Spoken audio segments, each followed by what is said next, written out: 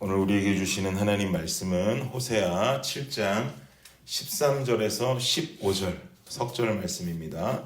우리 함께 한 목소리로 합독하도록 하겠습니다. 시작. 화 있을진저 그들이 나를 떠나 그릇 같음이니라. 패망할진저 그들이 내게 범죄하였음이니라.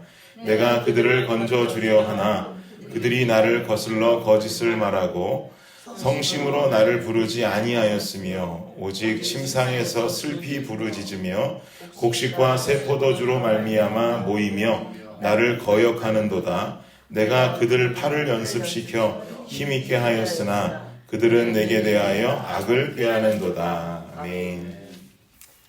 저는 군생활을 공익근무 요원으로 했기 때문에 훈련소에서 4주 훈련을 받은 이후로는 군생활 동안 총을 잡아본 적은 없습니다. 공익근무 요원은 일반 군인들이 사용하는 입대와 제대라고 하는 단어를 사용하지 않습니다. 방위들은 보통 입대를 소집이라 그러고 제대를 소집 해제라고 그럽니다. 뭐 굳이 그렇게 다르게 표현할 필요가 있나?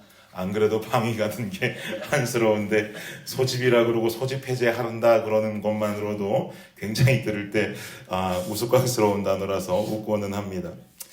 저는 그래서 논산에서 4주 기초 군사훈련을 받은 뒤에 소집 해제를 하고 예비군 훈련 가서 뭐 총을 잡아보았을 뿐이지 군생활하는 동안은 컴퓨터와 볼펜과 노트들과 친하게 지냈습니다. 그리고 제게 주어진 주된 업무는 사무실 안에서 하는 단순 반복 업무들이었어요.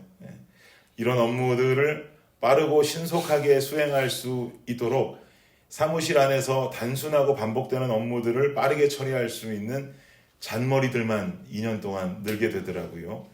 예를 들면 거의 매일 하루에 수십 통, 수백 통의 편지를 보내야 되는데 이거를 편지를 보내려고 편지 봉투를 한 장 한 장에 풀을 붙이고 있으려면 이게 속이 터집니다. 한 장 한 장 풀 붙이고 있으면 이거 하루 왼종일 봉투만 붙이다가 하루가 끝나야 될 정도로 많은 양의 우편을 보내야 됩니다. 그런데 이 방위도 군인이라고 고참이 제게 한 가지 노하우를 알려주더라고요. 일반 이 편지 봉투를 한 10여 장을 한꺼번에 겹쳐서 봉투 끝을 한꺼번에 딱 접었다가 편 다음에 짜라락 펼치기 이렇게 위에서 아래로 내려가지고 끝에만 보일 수 있도록 이렇게 해놓은 뒤에 풀을 왁 이렇게 문지르면 한 번에 뭐 10여 장의 편지 봉투를 한꺼번에 붙일 수가 있는 거죠. 이게 참 귀한 노하우더라고요. 이걸 배우고 나니까 하루에 편지 수십 통 수백 통 보내는 게 우습습니다. 풀 붙여가지고 금방 끝내서 편지를 보내게 되지요. 그때는 그걸 이렇게 배우면서도 이게 참 이런 노하우가 있구나라는 것을 배우면서도 이런 능력을 배워서 나중에 어디 써먹을 때는 있을까 이런 생각했거든요. 이게 써먹을 때가 있는 능력일까? 그런데 제가 유학 와서 UT에 입학을 해가지고 첫 학기를 지냈는데 저희 담당 교수님이 모든 본인 제자들을 다 자기 사무실로 부르시는 거예요. 왜냐하면 담당 교수님이 당시에 우리 학교 음대의 학과장님이셨는데 미국 전역에 있는 고등학교에 우리 학교가 진행하는 콩쿨 홍보 전단 메일을 보내야 되는데 이게 미국 전역에 있는 고등학교에 보내려니 얼마나 그 편지가 많겠습니까? 그러니까 자기 혼자는 양이 많아서 못하겠다는 거예요. 그래서 학부생부터 대학원생까지 모든 제자들을 사무실로 모이라고 하더니 어마어마한 편지 봉투들을 꺼내면서 이거를 봉투를 풀로 붙이라면서 풀을 주기 시작했습니다. 그랬더니 미국 애들이 어떻게 봉투를 붙였을까요? 미국 애들은 또 그런 일머리가 없잖아요. 역시나 한 장씩 쭉 하면서 자기네들끼리도 얘기해요. 이걸 오늘 하루에 끝낼 수 있을까? 뭐 그러더라고요. 그래가지고 제가 이렇게 하지 말자. 내가 방법을 알려주겠다. 짜라라라라는 거 발랐더니 미국 애들 반응이요. 우와! 난리가 난 거예요. 그러면 특히 우리 교수님이 나는 너 같은 애는 처음 봤다는 이런 대단한 노하우를 어디서 배워온 거냐고 난리가 났어. 어디서 이런 방법을 배웠냐고. 그래서 제가 한국 군대에서 배웠다고. 한국 군대에서는 참 대단한 걸 많이 알려준다고 천재들이라고 그레이시라고 막 칭찬을 해주시더라고요. 제가 노래 불러서 칭찬받은 것보다 그날 칭찬받은 게 정말 대단한 칭찬이 많았습니다. 저는 그때 깨달았습니다. 아, 군대에서는 이런 잔머리 훈련을 하면서 이거 어디다 써먹겠나 했었는데 써먹을 때가 있구나. 이 모든 것들 배움의 길은 써먹을 곳이 없는 곳이 없구나. 미국에서 빛을 발하는구나. 참 잘 배웠다 라는 생각을 했더랬습니다.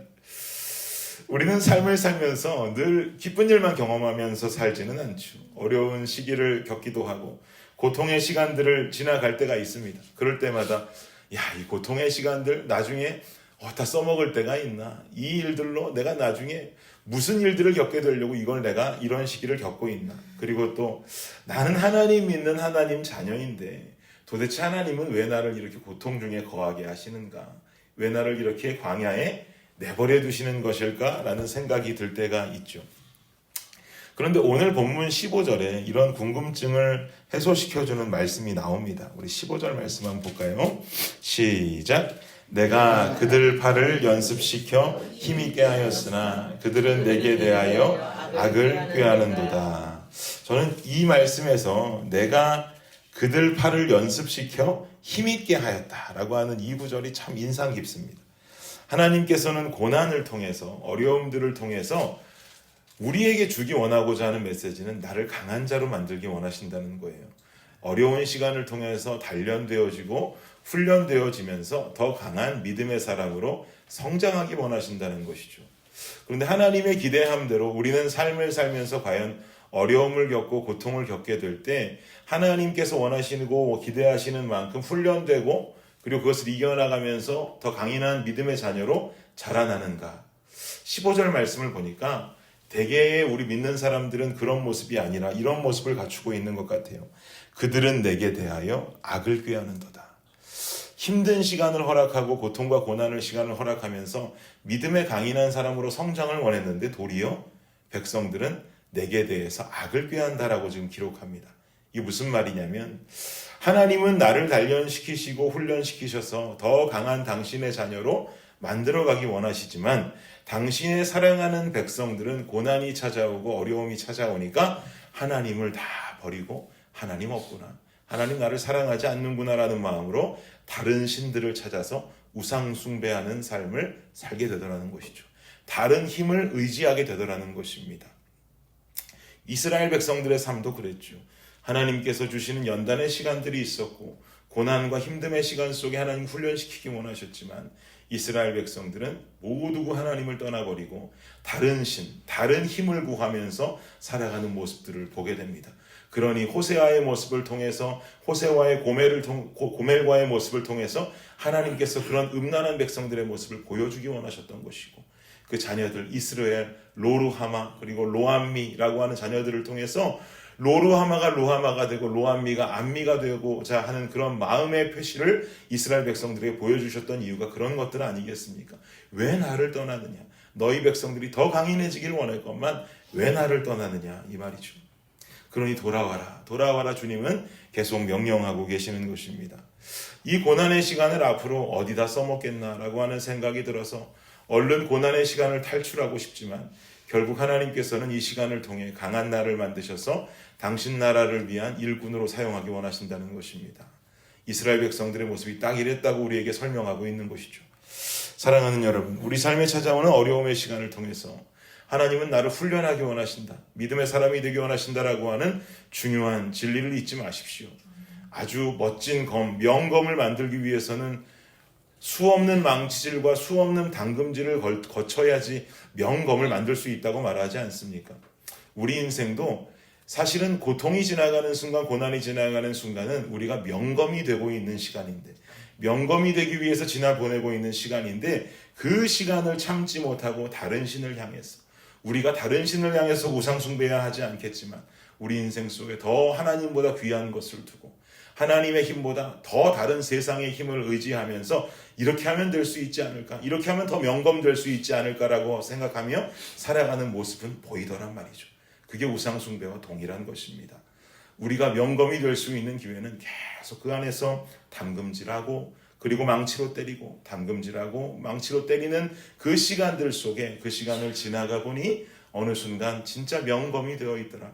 인생이 주님 만드신 귀한 작품이 되어 있더라고 하는 간증이 살아나야 할 줄 믿습니다.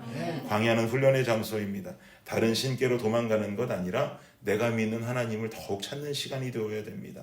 이 삶을 살아갈 때 우리는 결국 멋진 하나님의 자녀가 되고 단단한 명검과 작품의 인생을 살아가는 자들이 되는 것입니다.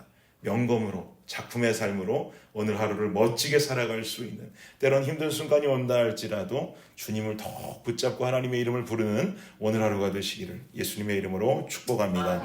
기도하겠습니다. 하나님 감사합니다. 우리의 삶 속에 헛된 시간은 아무것도 없습니다. 하나님께서 허락하시니 주어진 시간이고 그 시간을 통해 우리는 멋진 검이 되고 아름다운 작품의 인생으로 주님은 빚어가고 계시는 중인데 우리는 자꾸 주님을 신뢰하지 못하고 세상이 주는 다른 힘, 세상이 말하는 다른 방법들의 눈을 돌리게 될 때가 참 많습니다. 하나님 아버지, 우리 블레싱 교회 성도들 모두는 이 모든 어려움들의 시간들을 지나감에도 결국 주님의 손을 놓지 않고 하나님의 이름을 더욱 부르짖고 하나님과의 친밀함을 더욱더 우리가 묵상할 수 있는 귀한 백성들이 되게 하여 주시옵소서. 그리하여서 이스라엘 백성들을 향했던 하나님의 마음처럼 로루하마가 루하마가 되고 로암미가 암미가 되어지는 이 놀라운 역사들이 우리 블레싱 교회 안에 일어나게 하여 주시옵소서.